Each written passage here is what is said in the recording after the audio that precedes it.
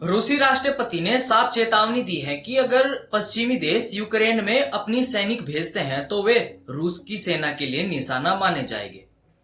पूरी खबर आपको बताऊंगा। साथ ही खबर यह भी सामने आ रही है कि इजराइल के बंधकों को लेकर 700 दिन हो गए हैं, जिस कारण बंधक परिवारों ने रैलियां निकाली और गजा से भी एक बड़ी खबर सामने आई है। क्या है पूरा मामला, जानेंगे आज की इस वीडियो में। इन 3 बड़ी खबरें जिनकी कुछ मुख्य बातें मैं आपको आसान और सरल भाषा में बताने की पूरी कोशिश करूंगा। उम्मीद है आप सब अच्छे होंगे। मेरा नाम है सलमान और आप देख रहे हैं दी सलमान हसन। ज्यादा वक्त न गवाते हुए खबरों की शुरुआत करते हैं। गजा पर इजराइल का सैन्य अभियान लगातार तेज हो रहा है। अल जजीरा की रिपोर्ट के अनुसार इजराइल के रक्षा मंत्री ने कहा है कि गजा में हालात ऐसे हैं मानो भीषण स्थिति के दरवाजे खुल रहे हो। कहा गया है कि यह बयान इसलिए सामने आया है क्योंकि इजरायली सेना ने गजा सिटी में एक ऊंची इमारत को ध्वस्त कर दिया है और चेतावनी दी है कि शहर पर पूरा नियंत्रण करने के लिए और बहुमंजिला इमारतों को निशाना बनाया जाएगा।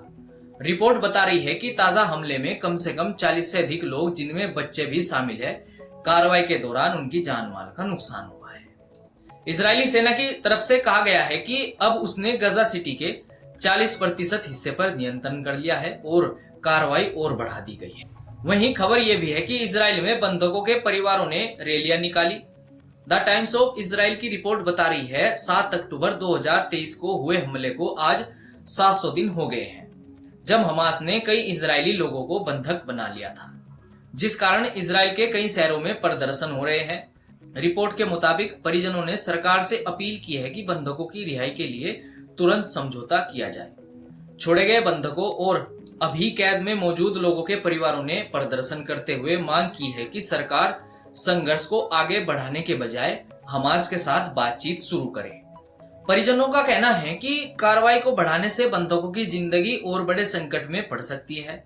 Hostage and Missing Family Forum ने सरकार से कहा, अब बहाने बंद करो, एक समझौता जरूरी है इससे पहले कि देर हो जाए।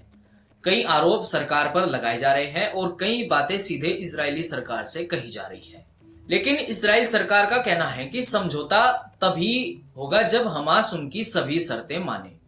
खबरों के आधार पर कहे तो मतलब साफ है कि इजराइल में 700 दिन से बंधक बने लोगों की रिहाई एक बड़ा राजनीतिक और मानवीय मुद्दा बन चुका है।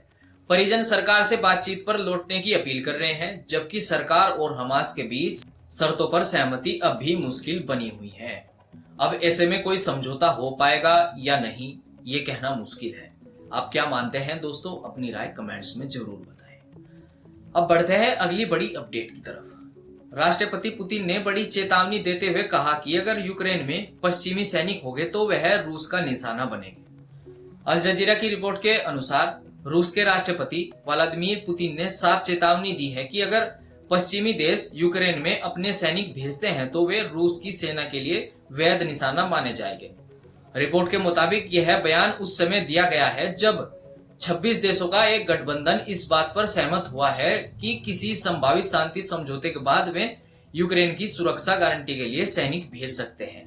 लेकिन कहा जा रहा है कि इस गठबंधन के पीछे राष्ट्रपति डोनाल्ड ट्रंप की पहल मानी जा रही है। हालांकि मौजूदा हालात में अमेरिका की भूमिका अभी भी अनिश्चित बनी हुई है। रूस के राष्ट्रपति ने कहा कि अगर कुछ विदेशी सैनिक यूक्रेन में दिखाई देते हैं, खासकर मौजूदा टकराव के दौरान, तो रूस उन्हें वैध लक्ष्य मानकर कार्रवाई करेगा। कुल मिलाकर खबरों के आधार पर बात करें तो राष्ट्रपति पुतिन ने यह भी स्पष्ट कर दिया है कि अगर शांति के लिए कोई समझौता हो जाता है तो उसके बाद यूक्रेन की जमीन पर विदेशी सैनिकों की मौजूदगी का कोई मतलब नहीं बनता, क्योंकि 26 देशों के गठबंधन ने कहा है कि रूस को आगे की कार्रवाई से रोकने के लिए यूक्रेन को सेना भेज सकते। लेकिन रूस ने साफ कर दिया है कि शांति हो या टकराव, दोनों हालात में यूक्रेन में विदेशी सैनिक रूस को मंजूर नहीं होंगे। कुल मिलाकर रूस और यूक्रेन के बीच कोई समझौता बनने की बातचीत आगे नहीं बढ़ पा रही है, लेकिन जैसे ही कोई बड़ी अपडेट इन खबरों से जुड़ी आती है तो हम आपको सरल शब्दों में बताने की पूरी कोशिश करेंगे। आज की खबरों में दोस्तों इतना ही। मिलते हैं नई खबरों के साथ, तब तक के लिए मुझे दीजिए इजाजत।